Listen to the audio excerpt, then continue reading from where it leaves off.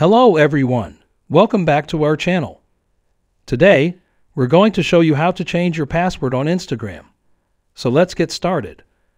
First, open Instagram on your mobile device.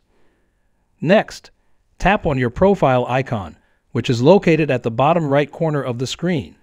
Now, in the top right corner, you'll see 3 horizontal lines. In the menu, click on the Settings. In the Settings menu, tap on Security. Now select Password to access the Password Change section. You'll be prompted to enter your current password for verification. Now enter your new password and confirm it by typing it again. Make sure to choose a strong and unique password for security. When you are satisfied, click on top right corner to save the password.